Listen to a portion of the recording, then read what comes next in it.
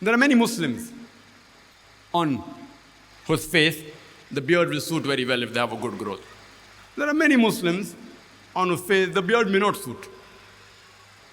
I remember the first time when I kept a beard, when I was studying in the medical college, and my growth was very sparse. Even now, it's not thick, it is the same, but previously it was more sparse, just a few hair here and there. So when I started keeping a beard, one of our Muslim brothers said, MashaAllah, you have a Nurani chehra. The beard has thrown light on your face and the beard suits you. What the Muslim brother was trying to do was to encourage me that I should continue keeping the beard, alhamdulillah.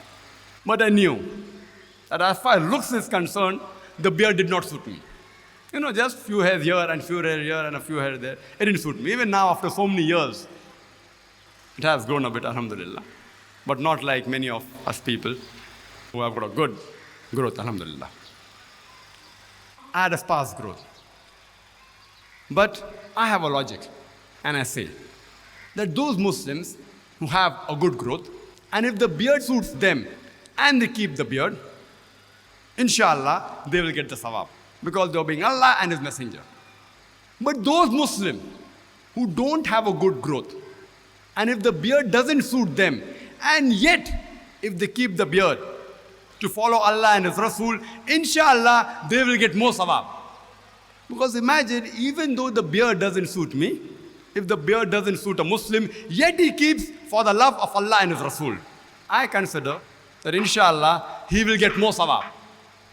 All those who keep the beard will get the sawab, but the person on whom the beard doesn't suit, and yet he keeps it, knowing very well it doesn't suit him, for the love of Allah and His Rasul, he will get multiple times more sawab. Normally, if you analyze that all the human beings who keep a beard, if you take a survey, approximately more than 3/4 of the men who sport a beard, they are Muslims. More than 75% of the men who sport a beard, they are Muslims.